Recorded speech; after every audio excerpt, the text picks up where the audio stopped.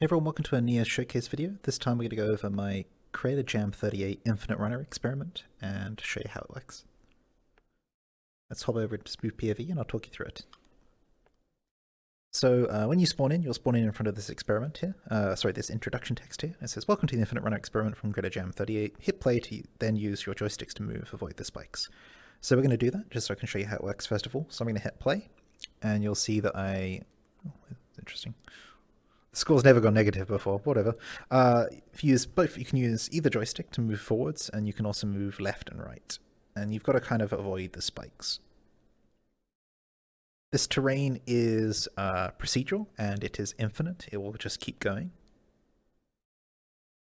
The columns aren't collidable, but that's because I haven't had the chance to make them so.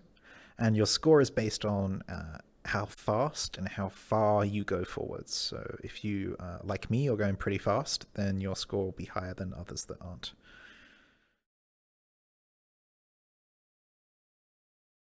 I took a hit there. Right now, just because it's an experiment, I have the health super cranked up, but you could actually change that so that it would be a lower value. You could also change it so that the spikes do more or less damage. As you can see, it's just infinite here.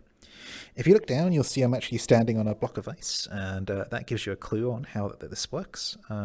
This is actually a system that uses avatar anchors, and I just recorded a tutorial on chairs, so I thought I would come and talk about this world as well.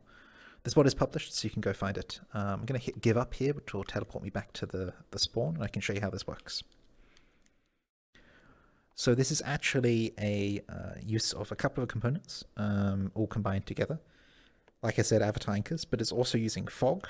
You can see that at the end here, there's a very thick fog volume. This is to prevent you from seeing the spawn boundary. So you'll see new parts of the dungeon will appear here. And there's also one behind you as well, so you can see the old parts of the dungeon just not disappearing. So you can't see them disappearing, sorry.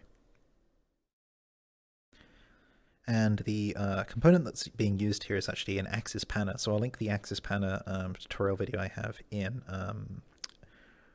the description. I'm going to artificially set this off so you can see how it works without there being someone in the playing it. So to do that, we're going to inspect it, and we're going to hop up a lot. The fog messes with inspectors currently. I am going to be talking to the Neos team about that one, seeing what we can do.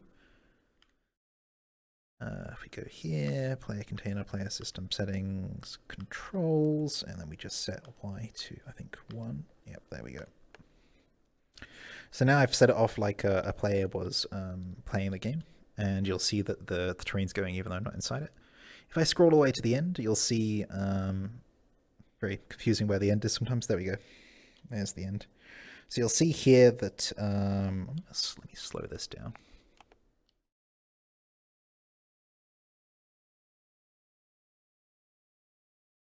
There we go. You'll see here that new parts are coming in and scrolling that way. And if we go over to the other end,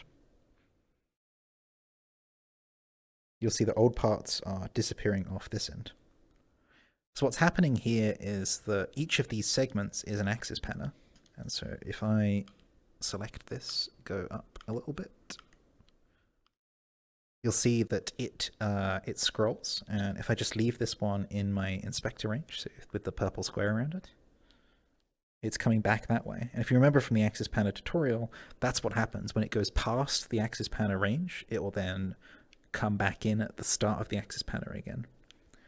And so everything's actually moving forwards from the central point here and just panning between them.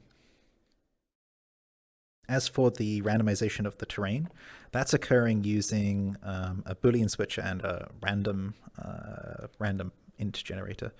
So I'll link the Boolean switcher tutorial below as well. If we go into the visual here and then go into obstacles, you'll see here that we have column broken, spikes 1, blank, spikes 2, 3, 4, 5, column broken, columns, there's more blanks, etc. And if I go to the top here, you'll see there's a Boolean switcher, and each time that part of the dungeon comes past, the Boolean switcher will change its active index. And the way that we're doing that is when the segment itself detects that it's disappeared, it will just randomize the obstacles on it. So here you can see it's on 4 now, which is spikes 4. I think 5 is spikes 5, etc. And it just keeps going like that. The torches are done using maths. We basically figure out where the position of the segment is in the hierarchy of all the other segments that are moving. And if it's, I think, the 8th segment, it'll be on the left, and the 16th segment, it'll be on the right. And that's why we get the kind of alternating torches going on. The health is basically done by colliding with the spikes. You collide with the spikes on the ice cube, and it will remove the health. And that's all there is really to it. So play around in the world and have a look. There's a lot here that you could do with this setup. You could change things up. You could add a jump. You could add potions or health pickups. I don't actually intend to add much more to this. This is just a kind of experiment for me to play around with this idea.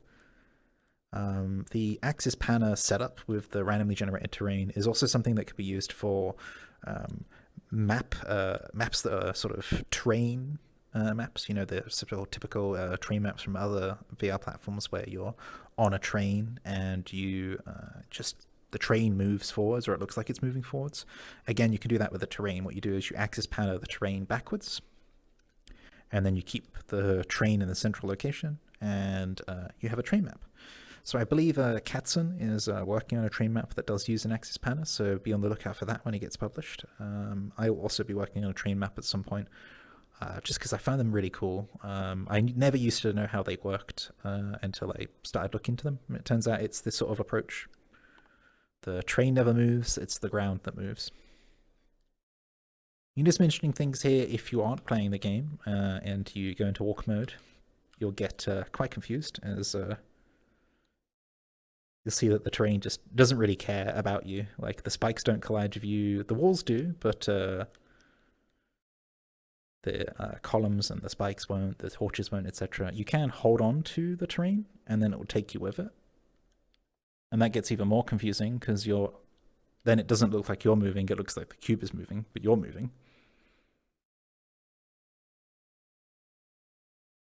It also lets you sort of peek behind the curtain, because as you see in front of you, you'll see the stuff load, and you'll see it randomize as well as we go out. So we'll go past here, and then you'll see probably this column here will vanish as we go through. Yep, you see the column vanish there and got replaced with a collapsed column.